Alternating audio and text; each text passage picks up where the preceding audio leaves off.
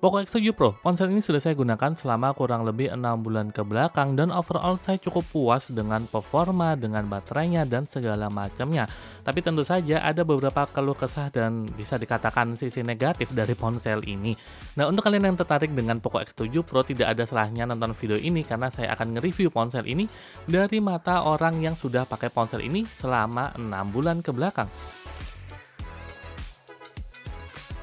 Kalau kalian lagi mencari Poco X7 Pro, ponsel ini itu saat ini dijual di kisaran harga kurang lebih 4,3 sampai 4,6 tergantung diskon dari platform tempat kalian belinya. Nah, kalau saya ngelihat review channel sebelah, ponsel ini tuh yang ada cuma limit.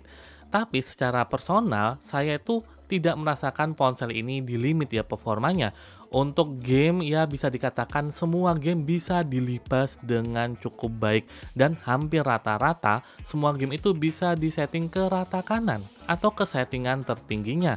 Tapi walaupun memang ponsel ini dibekali dengan pendingin yaitu vapor chamber, tapi pendinginnya itu pasif. Sehingga ketika kalian main game di ponsel ini, entah itu dapat 15 menit, 5 menit, atau beberapa seperti itu, performanya akan turun. Nah, itu bukan sebuah limit, tapi itu adalah CPU throttling, yang mana itu sebuah hal wajar di sebuah ponsel seperti ini, bahkan di sebuah CPU komputer, sekalipun dia menggunakan pendingin aktif seperti ada kipasnya seperti itu. CPU throttling merupakan hal yang sangat-sangat normal di dunia komputer dan CPU yang ada di ponsel kalian. Dengan adanya CPU throttling, tentunya ponsel kalian suhunya akan terjaga dan membuat device tersebut bisa digunakan dalam jangka waktu yang lebih panjang. Nah, misalnya saya main Genshin Impact. Kalau saya setting ke settingan rata kanan dan 60 fps, kurang lebih setelah saya main 8 hingga 15 menit, biasanya FPS-nya akan turun ke sekitar 45 fps doang dan stabil di angka tersebut hingga kalian main 1 jam atau bahkan lebih seperti itu. Apakah itu satu yang buruk? Tergantung dari kalian. Kalau saya sendiri sih masih enjoy aja main game tersebut. Tapi kalau kalian yang ingin sangat perfect untuk memainkan game tersebut di angka 60 fps, ya tentu saja itu adalah hal buruk untuk kalian. Nah, game terberat di ponsel ini adalah WoW alias Wuthering Waves, di mana ketika saya setting ke settingan rata kanan dan 60 fps, ponsel ini hanya bertahan sekitar 5 menitan sampai 8 menit seperti itu sebelum fps-nya turun ke sekitar 45 bahkan sampai 30 fps. Ada beberapa orang yang mengatakan bahwa game Wuthering Waves itu cukup buruk optimisasinya untuk ponsel-ponsel Android. Tapi saya kurang tahu juga apakah hal tersebut benar, namun saya tidak terlalu terganggu karena memang saya bukan pemain aktif Wuthering Waves, jadi ini hanya sekedar info aja sih untuk kalian. Ponsel ini juga sudah beberapa kali update. Terakhir versinya adalah HyperOS 2.0.202.0. Dan selama saya main game di ponsel ini, dari versi berapapun rata-rata itu suhunya cukup stabil. Paling tinggi ada di angka 46,5 derajat Celcius ketika saya mainin game COD kalau nggak salah. Sedangkan untuk suhu paling rendah itu di sekitar 44 sampai 44,5 derajat Celcius. Apakah suhu tersebut bisa dikatakan panas? Ya, cukup panas menurut saya karena sampai 46,5 derajat Celcius. Tapi masih cukup wajar untuk sebuah ponsel berperforma tinggi seperti ini. Nah, untuk ponsel range harga 4 jutaan, saya pikir Poco X7 Pro ini masih belum ada lawannya karena di range harga 4 jutaan, ponsel ini masih menjadi satu-satunya ponsel yang menggunakan MediaTek Dimensity 8400 Ultra, RAM 12GB dan ROM sebesar 512GB. Dengan RAM dan ROM sebesar itu, saya pikir semua aplikasi harian bisa berjalan tanpa adanya masalah, sekaligus kalian bisa melakukan multitasking kalau kalian pengen.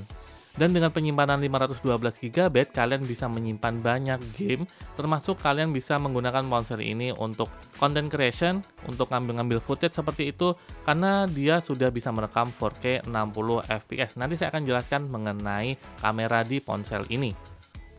Performa bagus aja nggak akan ada artinya kalau ponsel ini dibekali dengan baterai yang ecek-ecek. Nah, ponsel ini dibekali dengan baterai 6000 mAh. Apakah baterainya awet? Ya, tergantung perspektif kalian sih. Ada yang ngomong baterai di sini awet, ada yang ngomong baterai di sini nggak awet. Tapi overall saya cukup puas dengan performa baterai di Poco X7 Pro ini.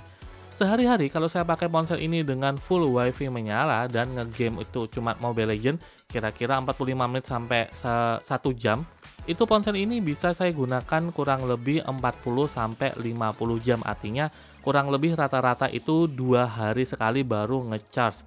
Sedangkan kalau kalian menggunakan ponsel ini di luar dengan full paket data menyala dan ngegame katakanlah untuk Mobile Legends 45 menit sampai 1 jam, hampir sama seperti itu, ponsel ini hanya bisa memberikan ketahanan baterai 24 jam saja atau kurang lebih 1 harian penuh.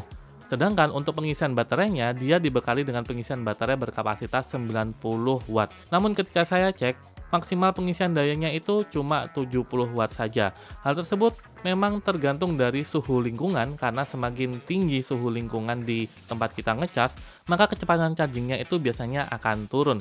Tapi dengan pengisian 70 watt saja, ponsel ini itu bisa diisi penuh kurang lebih antara 45 sampai 50 menit. Sehingga overall saya cukup puas dengan performa baterainya. Saya tidak mempermasalahkan baterai di ponsel ini yang 6000 mAh hanya bisa dipakai seharian, karena toh memang ngecasnya juga lumayan kenceng. Dan selama saya pakai ponsel ini, saya selalu ngecas ponsel ini dengan kecepatan tertingginya.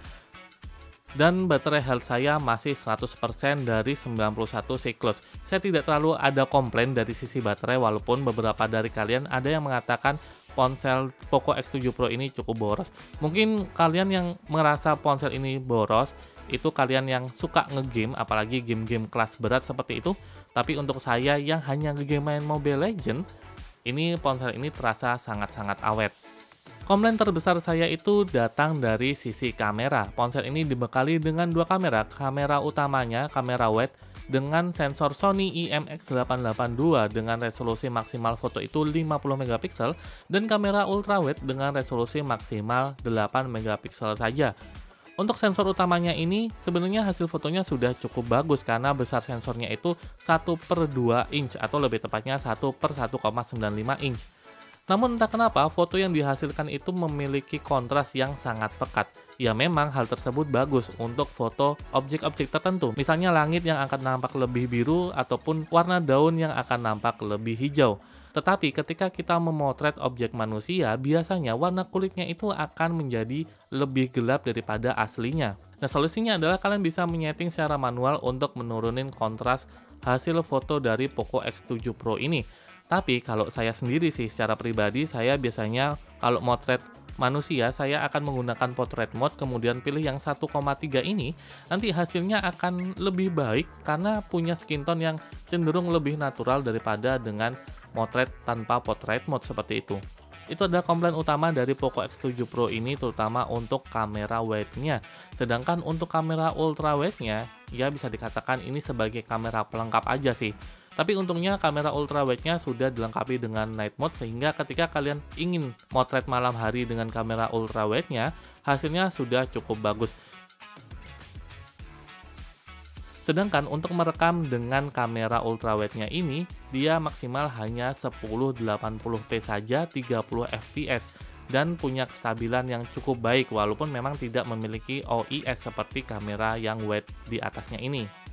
Nah, komplain selanjutnya adalah stabilisasi kamera di kamera utamanya ini, di mana walaupun memang kamera ponsel ini sudah dilengkapi dengan OIS, tapi hasil rekamannya saya rasa tidak terlalu stabil, terutama ketika kalian merekam dengan berjalan ataupun naik kendaraan seperti itu. Kalian akan masih melihat jitter dari hasil rekaman kamera utamanya. Saya sudah mencoba berbagai macam cara, tapi kalau kalian ingin mengurangi jitter dari rekaman Poco X7 Pro ini, saya sarankan kalian merekam dengan resolusi 4K 60 fps. Ya, walaupun masih ada jitternya juga, tapi memang itu lebih minimal. Beberapa user Poco X7 Pro itu ada yang mengeluhkan bahwa layar di Poco X7 Pro ini warnanya agak kekuningan kayak gitu. Well, saya tidak merasakan hal seperti itu karena saya tidak punya smartphone dengan layar AMOLED untuk dibandingkan. Dan yang kedua adalah sebelumnya saya itu pakai smartphone dengan layar LCD doang. Dan overall tampilan layarnya ini menurut saya sudah cukup baik. Nah, untuk masalah warna sebenarnya kalian bisa setting di settingan skema warna. Di sini ada beberapa settingan yang bisa kalian pilih, warna pro, vivid, tersaturasi, atau setelan lanjutan. Di setelan lanjutan pun masih banyak settingan-settingan yang bisa kalian utak-atik sendiri. So overall saya rasa untuk warna di layar Poco X7 Pro ini bisa kalian sesuaikan sesuka hati kalian, secocoknya kalian aja. Ponsel ini dibekali dengan layar 6,67 inch beresolusi 1,5K dengan refresh rate 120Hz dan juga sudah dilindungi dengan Corning Gorilla Glass 7i. Yang punya saya ini layarnya sudah tergores, dia jatuh ke aspal ketika saya naik motor, tapi entah saya menjatuhkan ponsel ini terlalu ekstrim atau memang perlindungannya yang agak kurang. Tapi memang proteksi Corning Gorilla Glass 7i di ponsel ini mungkin tidak sanggup untuk menahan ketika ponsel ini jatuh dengan keadaan ekstrim seperti itu. Jadi saya sarankan menggunakan tempered glass atau screen guard untuk melindungi layar Poco X7 Pro kalian. Layar di ponsel ini sudah mendukung DCI-P3, Dolby Vision, dan HDR10+. Jadi saya rasa untuk tampilannya sudah cukup cakep, sehingga sampai detik ini saya tidak punya keluhan berarti mengenai layar di Poco X7 Pro ini. Saya cukup puas dengan tampilan video ataupun game yang saya mainkan di Poco X7 Pro ini. Desain dari Poco X7 Pro ini menurut saya cukup cakep, dia tidak terlalu merepresentasikan ponsel gaming, sehingga untuk orang-orang yang hanya menggunakan ponsel ini untuk ngegame tipis masih bisa masuklah ke seleranya. Dan itulah salah satu alasan saya meminang ponsel Poco X7 Pro ini.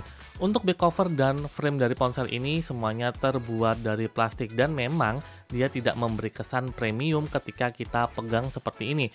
Walaupun demikian, salah satu keuntungannya adalah ponsel ini menjadi ponsel yang cukup ringan dengan layar yang sebesar ini.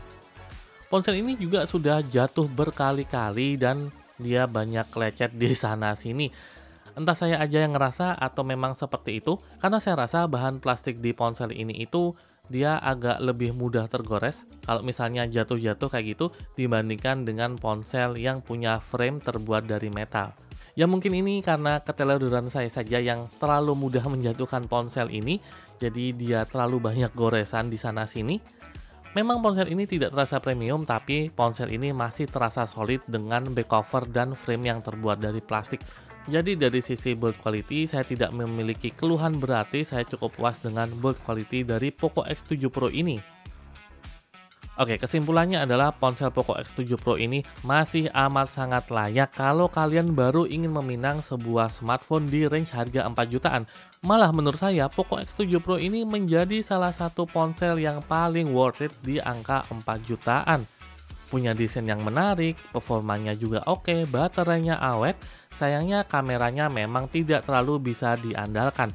Kalau memang kalian membutuhkan sebuah ponsel yang dituntut menghasilkan foto dan video yang bagus, saya sarankan kalian memilih HP Samsung A56 yang harganya itu nggak terlalu jauh beda dengan Poco X7 Pro ini. Tapi kalau kalian sudah cukup puas dengan hasil foto dan video yang cukup oke, saya rasa ponsel ini layak dipinang. Apalagi ponsel ini punya RAM sebesar 12GB dan ROM berkapasitas 512GB. Well, mungkin itu aja yang saya ingin review dari penggunaan Poco X7 Pro ini selama kurang lebih 6 bulan. Kalau kalian ada pertanyaan, silahkan tuliskan di kolom komentar. Saya akan berusaha semampu saya untuk menjawab pertanyaan-pertanyaan kalian.